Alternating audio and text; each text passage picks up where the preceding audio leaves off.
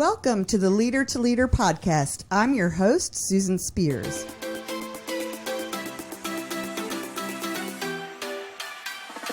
Our guest today is Paul Milde. Paul is the founder and president of CIP Finishes here in the Fredericksburg, Virginia region. Paul, welcome to the Leader to Leader podcast. Thank you for having me. Yeah, I'm thrilled to have you here. I have known Paul really since very early in my time at the Chamber. Now, I don't know how it happened, Paul, but I've been here 18 years. 18 years. You know, recently I had one of those anniversaries, that work anniversary that pops up on your different calendars, and I just thought, how in the world did that happen? But when I look back on my journey here, I remember you the whole time. And my first real memory of you was when we did an event called Reality Check. And so we might even think back on that at some point in our conversation today. But let me tell our listeners a little bit more about you. Paul is a lifelong entrepreneur, and he's proud to have worked in the construction industry since 1986.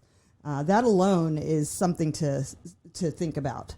Along the way, he's certainly grown and expanded the business CIP Finishes, so we'll talk about that a little bit. He lives in Stafford County, which is the northern part of our region. It's just the lower tip of Northern Virginia if you're looking at a worldwide map of the United States.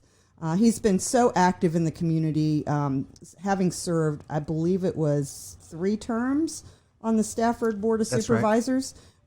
A bit of time there just doing amazing things that we can talk about. And that's really where he became so engaged as an individual with the Chamber, but also with his business with the Chamber of Commerce. He's active with Rotary. He's been a Rotarian for more than 10 years. And a lot of people don't do this, join 2 service organizations, but he's also a member of the Aquia Harbor Lions Club, and he's been involved with the Lions for over 15 years.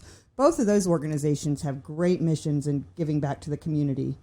Now, I don't know about this, Paul. This is a little bit interesting. Certified as a scuba and an enriched air nitrox, I don't even know if I said it right, diver. That's right. Okay, you're just wicked, man. I don't know. Well, I don't know. That's just awesome. And a licensed pilot. He travels all over the place. He's just so much energy. And in 2020, of all years, he participated in the Chamber's Leadership Fredericksburg program. So it was a real joy to have that journey with you as well. That was great. Yeah, so I like to say all of those things, but a big way that we work together is on transportation initiatives as well. Right. Yeah, so I'm thrilled to have you with us. And as we look back at like 1986 in your journey to where you are now, tell us about that and maybe the business and how you and your leadership journey have kind of come along through that time. Well, in '86, I was just out of high school and just out of a lot of trouble. My past is public record because I ran for office later, but I was a troubled youth. I got in a lot of trouble, and I started a company just doing custom closets in '86. And when the wire shelving was just a new product, and we grew fast. I worked all the time. I just worked for the next 10 years. I worked constantly, and built that company into a company doing finishing, trim, and door hardware, bath accessories, wire shelving, anything that goes in after paint in a unit. We converted in that 10 years to working in apartments, multifamily, and pretty much by the end of that first 10 years, kind of phased out the custom closet thing that had been so helpful and useful in the beginning, became something we thought we didn't see as part of our future. And then the company just continued to grow because I was determined to try to compete with the big guys who are that work across state lines and across regional lines. And we've done it. We've built the company into probably one of the biggest company in the DC area, working in apartments exclusively doing after paint, finish, trim, hardware. Yeah, well, describe a little bit more about that? Like when you say that the largest, tell me more about the size of the company now, and maybe compared to even 5 years ago, let's say. Okay, well, of course, '86, it was just I was a one-man operation, and then a couple people helping me for the first decade. But just 5 years ago, we weren't too much. We're growing every year. Yeah. We just had our biggest year. We just had our largest sales year already this year, and this year's not over. So we're certainly growing. We have about 30 or 35 people that work for us, and there's a little bit of fluidity in the installation side of that, because our subs that work for us installing have crews, and those crews get larger or smaller depending on how much work we have at the time for them. But we're doing about 12,000 units a year right now, individual apartment units, and that's I never could have imagined that. Maybe 5 years ago we were only doing 7,000 or 8,000, I think we counted. But I expect some ups and downs, but it's been up for quite a while, and so that gives you an idea. And our volume is we're over $10 million a year in gross sales deposits. Well, I mean, that's certainly, congratulations. There's a lot of success there, a lot of hard work. And in the midst of that, I think about you coming to me and saying, I want to do Leadership Fredericksburg. So you've served in public office, you've led initiatives in the community, you lead a company, and yet you go and take a community leadership program. So tell me about what drives you to do something like that. Right. Well, so self-improvement is one of my goals in life, right? It's my spirituality and my trying to be a better person. And so I got to work with you guys so often as a Board of Supervisors member, and I saw what you do for the community. The chamber is I was just thinking on the way here how really amazing the chamber is and what it does for the Fredericksburg region. There isn't anything else like it. It's where everyone comes together, all the business community, and you've done such a good job of bringing so much of, if not most of, the business community together. And we can communicate, we can exchange ideas, we can do things like leadership. But the reason I want to do those types of things is because it helps me become a better person, and I want to give back to my community, because I realize that kind of all works together. Me being a better person, helping the community, it helps me be successful. Yeah, well, I think that's great, and we really enjoy it when we have senior leaders come in and learn from folks that are in the class that are newer in their journey. By the way, I appreciate you saying that about the chamber. Our vision really is to be the leading convener. And so knowing that we're partway there, at least in your eyes, is very helpful. So I appreciate that. Along the way, I would guess, Paul, that your style, okay, so you've got your natural innate, who Paul Milde is, but how has your leadership style maybe morphed or changed over this time, too, as the company has grown? Well, my leadership style is very hands-on, and I still like to be copied on almost everything. That's a lot of being copied. That's where I go, tell me more.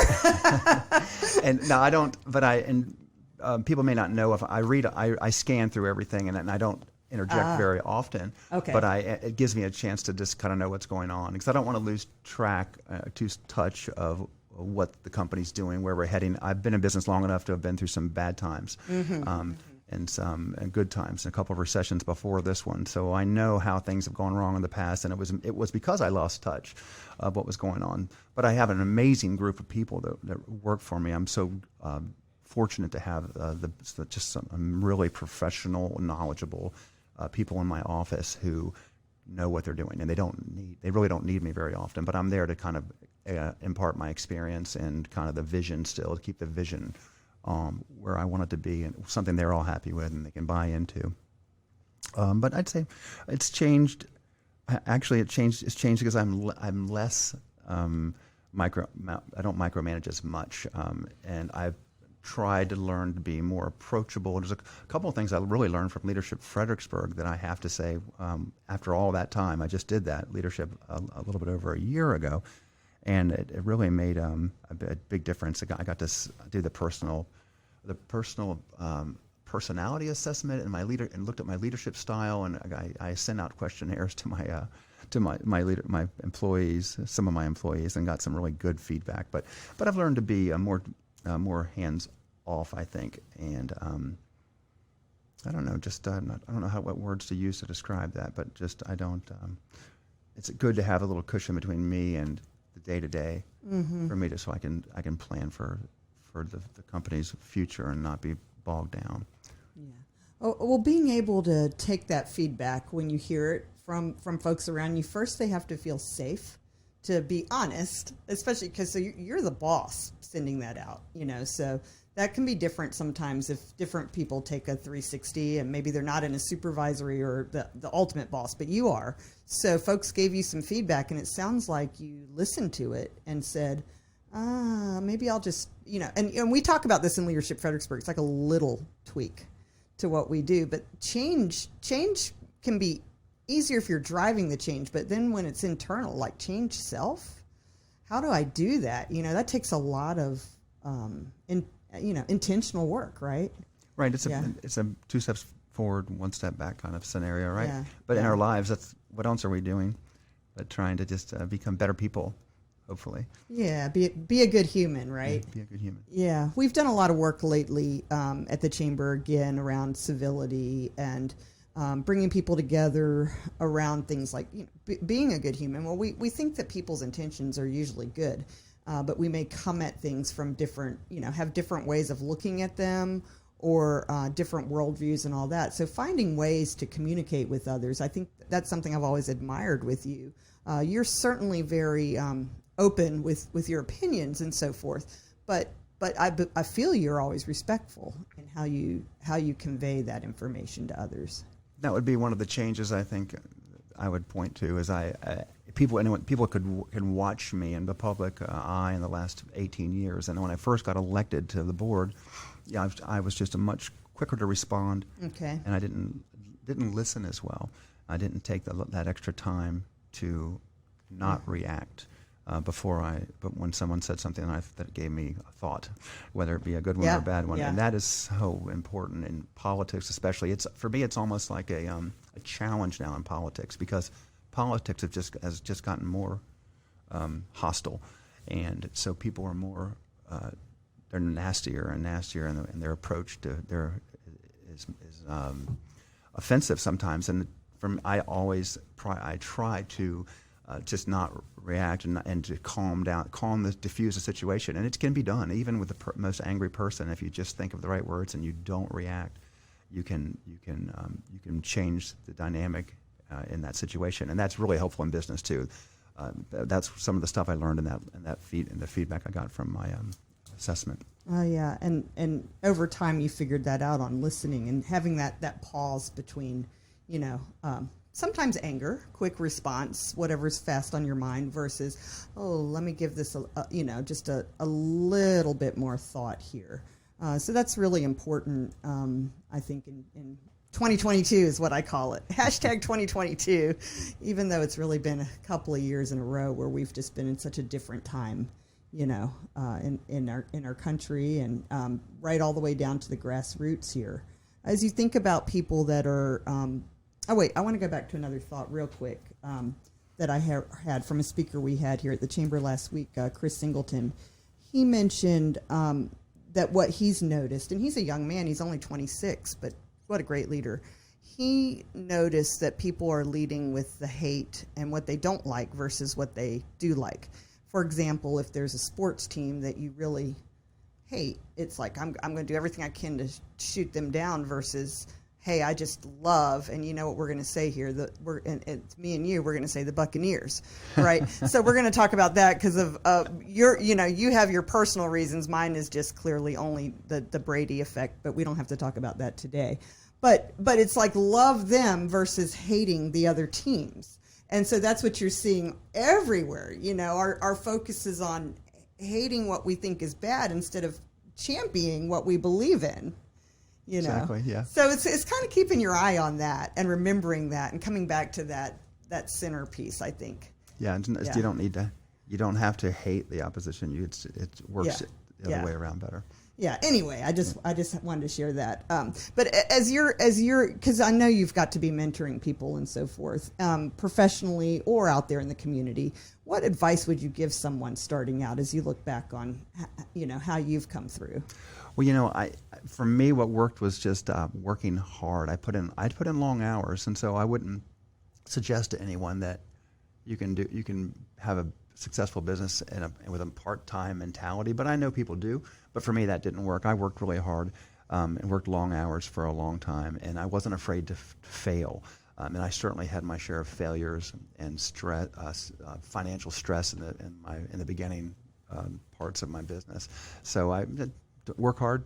Don't be afraid to take chances and fail, and maybe have someone in your life, if you have someone in your life that supports your vision, because that can be challenging if you don't. Awesome. Have you had any particular mentor that has been incredibly meaningful to you? Yeah, in a couple different veins. Politically, I would say in our region, I want to just say that I'll miss Rob Whitman. Rob Whitman, as far as politics goes, is pretty much just a really great example of what I think that a politician should aspire to be. Just the way, again, listens, very informed, and takes the time to know his issues, engages the community, and listens to all points of view. Just that on all those levels, I really think he's great. Personally, I would go back. My Uncle Ray Rainwater, who he owned a landfill and a construction company, a lot of things in the Lorton area, and he kind of mentored me as I grew up. He lived 2 houses down from me, and I came from a dysfunctional, disconnected family, and so he was very much like a father to me. Although I have a person who I love too that I consider a father, but Uncle Ray was a businessman, and I just wanted to be like him, and and he always helped me, and he helped me in my early career too, in a lot of different ways, helping me just lessons on how to work, helping me with money when I needed it. So.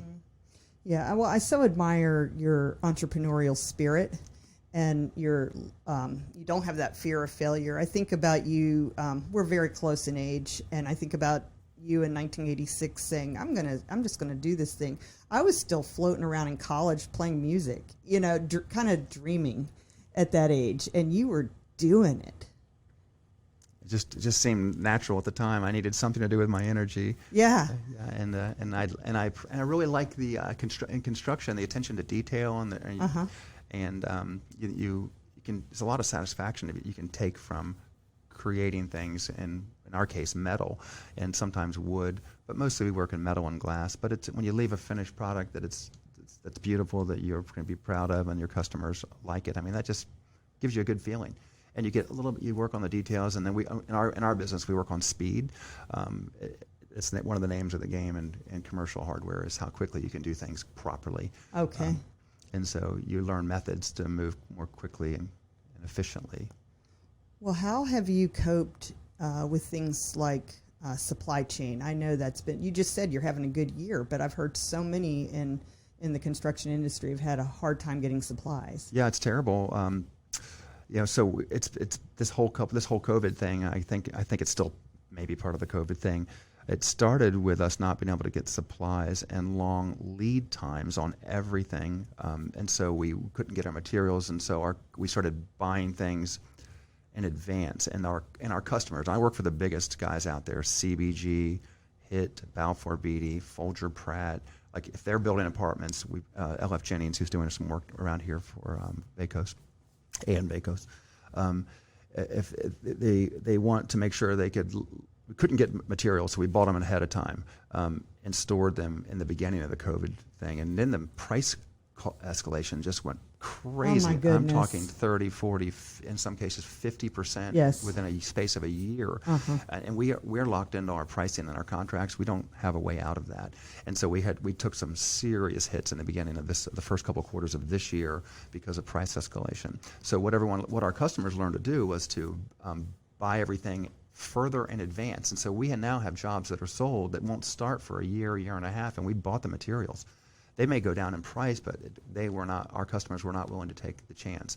So we have those stored in various places securely. Wow. Were you really talking about the cost of doing business and that hit you took? There's a million stories like this right now in business, but people just don't always think about that. Right. A smaller company wouldn't have survived it. We had a lot of equity in the company, and we still do. So we could take a beating, and that's what it's all about. I always known through recessions, we came out of the last one really, really well. Like we're all going to get hurt if we're in a recession, and it's going to get worse, and it's going to hurt all of us. Almost no one doesn't get hurt. It's just a matter of how well you can pull through it. Right. Well, hearing that, the Chamber of Commerce is a 501c6. It's a business alliance. It's a nonprofit organization. And, a lot of businesses or individuals, when they think of nonprofit giving, if you will, they often think of more charitable organizations, as I know you do as well. And often don't think of your chamber perhaps as something that needs funding. And you and your company, despite any difficulties you may have been having, it sounds like you were well prepared, but still, you never wavered in supporting us. Through these last couple of years, they've been really difficult, for our industry, for your chamber industry. And you've been right there, your company, just supporting us, sponsoring events, coming out, staying a strong member. And we just so appreciate that support. And tell me, what makes you believe that's important? We wouldn't do it if we didn't think it was a value add for us. Yeah. And it's important because I mentioned earlier the community that you created, but also my employees. We like being part of the chamber. We love going to the chamber events. Yeah. And so it gives us a thing to do. And we feel like we're part of something else that's larger because we are. And it was just so great to interact with all these other really successful companies, much more so than us. We're, we're middle tier. So it's a real value add for us, that being part of that community and the events. And, well, I want to make sure you know how much that means to us. And leadership, we'll be sending someone else. Yeah. We'll start sending people through leadership now good. that I've done it. Good. That's another great thing you offer. Yeah. You've been very active with our Regional Transportation Action Committee. It got a little quiet for a year or two because we had to focus on so many regulations and things that were happening with COVID. So we're slowly starting to build it again. But and you had successes. I mean, you have to admit you really got a lot done in the area. I know. If listeners don't know it, I mean, the two bridges being built across the Rappahannock River are no small part due to the activities of this chamber. They lobbied big time. They went to Washington. They went to Richmond, and that really they put some real. It was a very squeaky wheel. Yes, thank you for that. And it's daunting as we see the projects continue as you go up 95, right? That's progress. Yeah, it is progress, and we know we still have a long way to go. But you've remained engaged with that. Recently, I think just this past week, you were at another one of our local FAMPO, right? Or GWRC? FAMPO, which is a subset of GWRC. Fredericksburg Area Metropolitan Planning Organization, where all the transportation decisions for the region are made with the very limited resources that they have. Yeah, so for listeners, it can get really, really data-driven and hard to follow because there's so much there. But folks like Paul that really follow it and understand it and lead with it make such a difference when we're out there trying to, help and grow the region and do things to support our infrastructure in this fast-growing region, right? I do not like traffic. No, and we have a lot of it. Yeah. So anyhow, we're already ready to wind down, and we just started chatting. Oh yeah, we just did. We did. But I wanted to ask you, is there a favorite motto or saying that you would want to share? Do you have one? Yeah, I thought about this, and I did. I can't. No, I don't really have a particular motto that I throw around too often. Just be happy, maybe. Nothing I'm going to say on the radio. How about okay, that? so we're not going with the motto today. I'm golden with that. I forgot to check with you right beforehand to say, did you have that for us today? It's okay. I'm good with that. But is there anything else you'd like to share with listeners? They are from all over the world, and you travel all over the world, so that's awesome. Yeah. No, I have traveled. I've been to about 90 countries, and there's a lot to see out there. We haven't. Speaking of the world, we know we haven't made it in America. There's no other place like this. I hope everyone listening hasn't had a chance to see what's going on in the rest of the world appreciates how well we have it and what a great place this is to start a business and take advantage of the opportunity here. What's your favorite place to travel? Is there somewhere you've gone to more than like 2 or 3 times that's out there? There's so many different kinds of places. I've been to, I love going. It's so cliche, but of course Paris. You have to go to Paris. I've been there many times. My wife loves Paris, but I like to travel. I have driven through all down through Yugoslavia, the former Yugoslavia Yugoslavia, and down through Italy. I mean, there's the Yugoslavia was amazing all the way to Bosnia, but Croatia and the place where they filmed Game of Thrones and that whole coastline. It's just really an amazing area. But no, I don't want. I feel like I'm taking away from one place by suggesting that another is better. There's just so much to see out there. Just taking the time and so many different kinds of people and cultures to meet. When you go to Paris, what's the one thing you have to do every time? There's got to be something. Well, no, I mean eat. That's when you go to I Paris. figured it might have to do with. Yeah. Is there a favorite restaurant or something? Do you remember the name of it or no? No, I mean because there's not because it's not. You don't have to go to a great restaurant to get good food in Paris. It's like I haven't been out of the United States. Oh, okay, except I've been to Canada when I was a kid.